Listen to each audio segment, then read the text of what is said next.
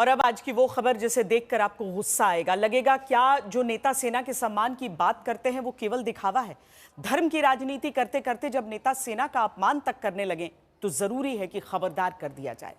खबर मध्य प्रदेश के मंत्री विजय शाह की लेनी जरूरी है, जिन्होंने ऑपरेशन सिंदूर की जानकारी देश को देने वाली कर्नल सोफिया कुरैशी को लेकर अभद्र टिप्पणी की, जिसकी वजह से जबलपुर हाईकोर्ट को खुद संज्ञान लेकर कहना पड़ा कि मंत्री पर एफआईआर दर्ज करो।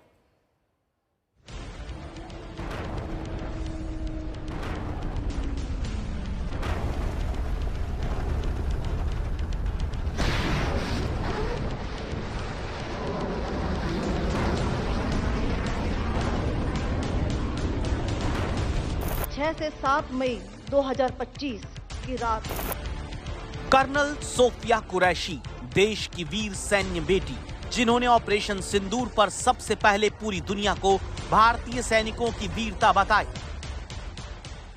9 टेररिस्ट कैंप्स को टारगेट किया गया और पूरी तरह से इसे बर्बाद किया गया।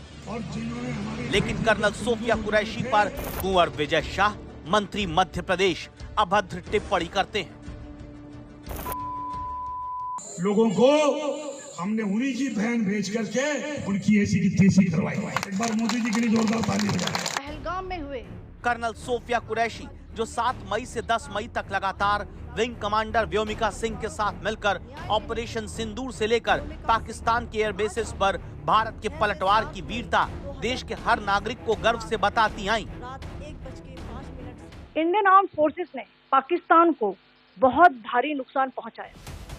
लेकिन इन्हीं कर्नल सोफिया कुरैशी के लिए धर्म के नाम पर राजनीति करते मध्य प्रदेश के जनजातीय कार्य मंत्री विजय शाह शर्मनाक टिप्पणी करते हैं।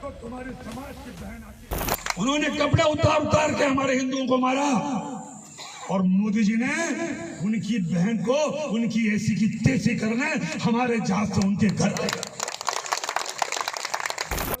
धर्म के नाम पर आतंक फैलाने वाले आतंकियों के खिलाफ तो भारत जीत गया, लेकिन धर्म के नाम पर होती राजनीति से कैसे जीत मिलेगी, जहां मध्य प्रदेश के महू में मंत्री विजय शाह कर्नल सोफिया कुरैशी को लेकर ऐसे बयान देते हैं जो अभद्रता की सीमा लांघ जाते हैं। और जिन्होंने हमारी बेटियों के सिंदूर उजाड़े थे,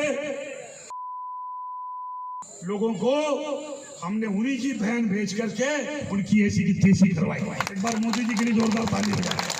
उन्होंने कपड़े उतार के हमारे हिंदुओं को मारा और मोदी जी ने उनकी बहन को उनकी ऐसी की तैसी करने हमारे जहाज से उनके घर गए। कि तुमने हमारी बहनों को अगर विधवा किया है तो तुम्हारे समाज की बहन आके। इसी बयान के विरोध में कांग्रेस कार्यकर्ता मंत्री विजय शाह की नेम प्लेट पर कालिख पोत देते हैं।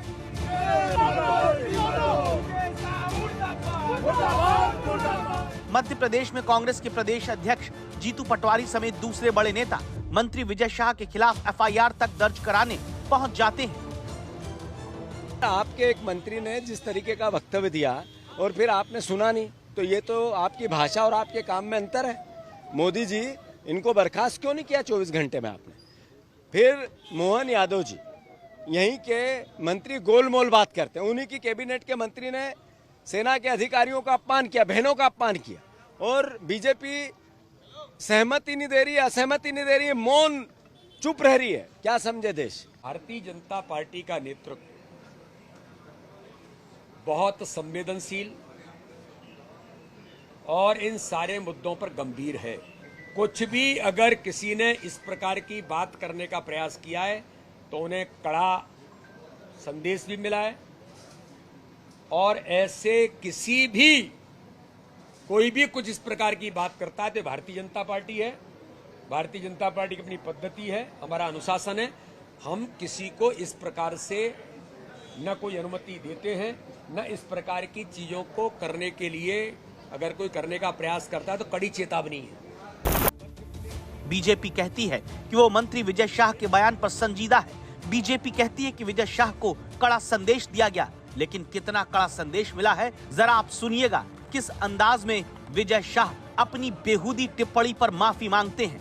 सोफिया बहन के लिए हम सोच भी नहीं सकते, अगर उनको या किसी को भी मेरे उन बातों से कोई दुख हुआ हो तो मैं 10 बार क्षमा मांगता हूँ। कांग्रेस का कहना है कि आपने जो शब्द इस्तेमाल किए उसमें आपने ये कहा कि कटे पिटे लोगों को उनकी बहन भेज करके हमने ऐसी तैसी करवा दी, आपके ये शब्द थे। तो उनकी बहन से आपका क्या मतलब था उसमें? देखिए, हमारा बैकग्राउंड पूरा मिलिट्री वाला है। मेरे परिवार में बहुत से लोग शहीद भी हुए हैं, मिलिट्री में भी रहे हैं। अगर कोई जोश में कोई बात की गई हो, निकल गई हो। ये बढ़िया है, पहले आतंकियों के धर्म से कर्नल सोफिया का धर्म जोड़कर बोलो और फिर फंस जाओ तो सेना का बैकग्राउंड खुद का होने का पर्दा डालने लगो। जोश जोश में बहक जाने की बात करो।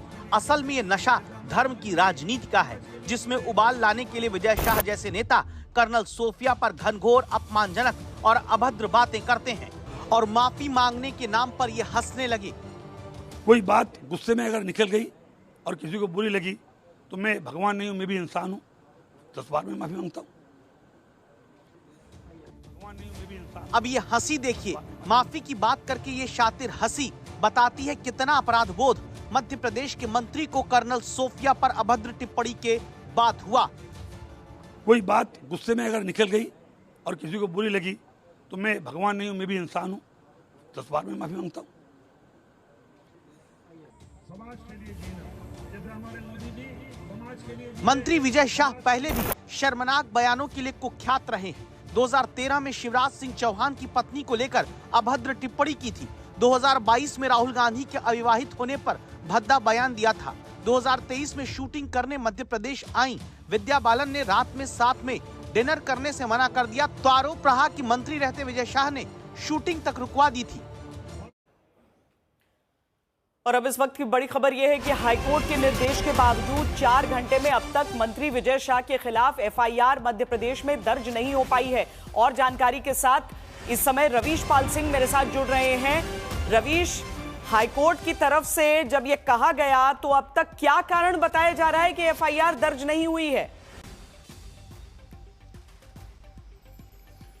जी बिल्कुल, ये गंभीर बात है क्योंकि हाईकोर्ट ने स्पष्ट कहा है श्वेता जी कि आज की शाम तक ये एफआईआर दर्ज हो जानी चाहिए। 4 घंटे का समय दिया था और हाईकोर्ट ने साफ कहा था कि अगर आज एफआईआर दर्ज नहीं होती है तो कोर्ट की अवमानना के लिए डीजीपी जो है मध्य प्रदेश के, उन्हें कल कोर्ट के कटघरे में खड़ा होना पड़ेगा। ये हाईकोर्ट ने तल्ख टिप्पणी की थी और साफ कहा था कि आज के आज ये एफआईआर दर्ज होनी चाहिए। और आपको बता दें कि ना केवल ये बल्कि जो ऑब्जर्वेशन में हाईकोर्ट ने कहा है वो वाकई अपने आप में हैरान करता है और वाकई बताता है कि कितनी गंभीर टिप्पणी हाईकोर्ट ने की है। उन्होंने साफ कहा है हाईकोर्ट ने कि जिस तरीके का ये बयान कैबिनेट रैंक के एक मंत्री ने दिया है, कैबिनेट मंत्री ने दिया है, वो बयान जो है साफ तौर पे देश की संप्रभुता, एकता, अखंडता को न केवल खतरे में डालता है बल्कि जाति, धर्म, जन्म स्थान, निवास, भाषा के आधार पर समुदायों के बीच में वैमनस्य फैलाने का काम भी करता है।